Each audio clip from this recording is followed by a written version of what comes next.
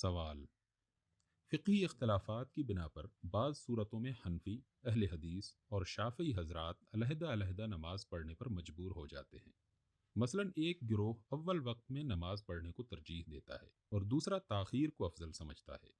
اب ان سب کا مل کر ایک جماعت میں نماز پڑھنا کسی نہ کسی کو افضل نماز سے محروم ہی کرے گا۔ اگر افضل نماز کی کوئی اہمیت ہے تو پھر آپ کیوں اس ایک ہی جماعت کے اصول پر اتنا زور دیتے ہیں؟ جواب: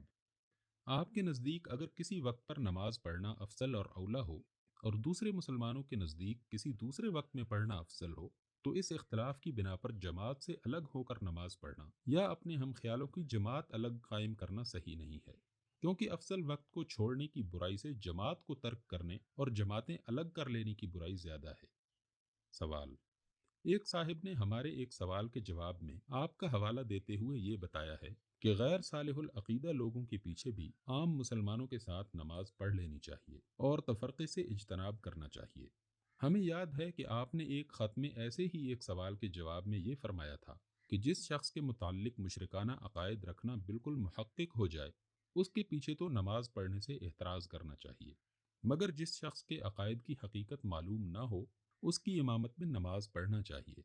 ان دونوں جوابات میں جو فرق ہے اس کی وجہ سے یہاں بہت پیچیدگی پیدا ہو گئی۔ ذرا وضاحت کے ساتھ صحیح مسلک کی نشاندہی فرمائیں۔ جواب: آپ کو جو جواب یہاں سے دیا گیا تھا وہ یہ تھا کہ کوئی صریح مشرکانہ فعل یا قول یا عقیدہ جس کے لیے تعویل کی قطعاً گنجائش نہ ہو اور جس کے ماننے والے یا کرنے والے کے لیے یہ فیصلہ کیے بغیر چارہ نہ ہو کہ وہ دائرہ اسلام سے خارج ہے، ایسے قول یا فعل کے مرتکب کے پیچھے نماز نہ پڑھنی چاہیے۔ لیکن عام طور پر مسلمانوں کے مختلف گروہوں کے درمیان بحثوں اور مناظروں اور نزاعوں نے یہ کیفیت پیدا کر دی ہے کہ ہر گروہ دوسرے کو گمراہ ٹھہرانے اور اس سے دور بھاگنے کے لیے دلیلیں ڈھونڈتا ہے، اور بات بات پر فرقے بنتے ہیں،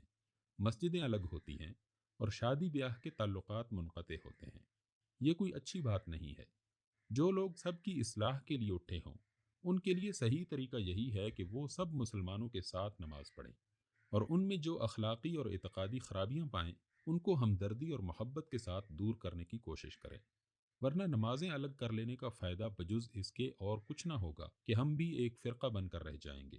اور ہمارے اور عام مسلمانوں کے درمیان ایک دیوار کھڑی ہو جائے گی جسے عبور کرنا محال ہو جائے گا۔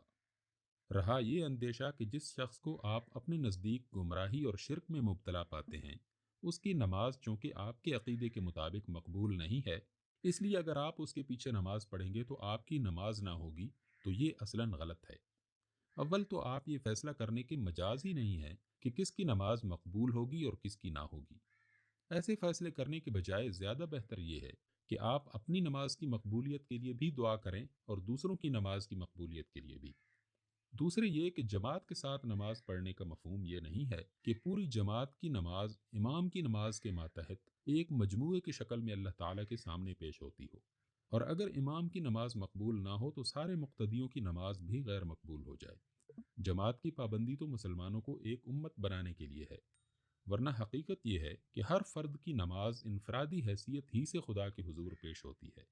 اور اگر وہ مقبول ہونے کے قابل ہو تو بہرحال مقبول ہو کر رہتی ہے، خواہ امام کی نماز مقبول ہو یا نہ ہو۔ سوال: میرا تعلق جس فرقے سے تھا اس کے بعض سنجیدہ علماء یہ اعتراض کرتے ہیں کہ جب آپ فقہی مسلک میں جماعت اسلامی کے ارکان کو آزادی دیتے ہیں اور واقعتاً جزوی معاملات میں مختلف گروہ متحد الخیال ہیں بھی نہیں، تو پھر آپ نماز کی جماعت میں سب کی شرکت کو لازمی کیوں قرار دیتے ہیں؟ خود نماز سے متعلق مسائل میں بہت اختلافات ہیں اور ان کی بنا پر لوگ اپنی نمازیں الگ پڑھنا چاہتے ہیں۔ جواب: فقی اختلافات کی بنا پر نمازوں کو الگ کرنے کا کوئی ثبوت سلف میں نہیں ہے۔ یہ فقی اختلافات صحابہ کرام کے درمیان بھی تھے اور تابعین کے درمیان بھی اور تبع تابعین کے درمیان بھی، لیکن یہ سب لوگ ایک ہی جماعت میں نماز پڑھتے تھے۔ یہی طریقہ ائمہ مجتہدین کا بھی رہا۔ یہ بالکل ظاہر ہے کہ نماز دین کی بنیادوں میں سے ہے اور فقی اختلافات بہرحال فروعی ہیں۔ ان فروعی اختلافات کی بنا پر نمازیں الگ کرنا تفرق فی الدین ہے، جس کو قرآن نے گمراہی قرار دیا ہے۔ نمازیں الگ کر لینے کے بعد مسلمانوں کی ایک امت نہیں رہ سکتی، اور اس کا امکان نہیں ہے کہ جو لوگ مل کر نماز نہیں پڑھ سکتے وہ دین کو قائم کرنے اور قائم رکھنے کی سعی میں متحد ہو کر کام کر سکیں گے۔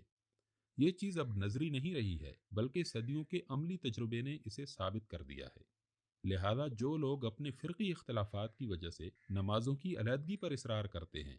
وہ دراصل دین کی جڑ پر ضرب لگاتے ہیں۔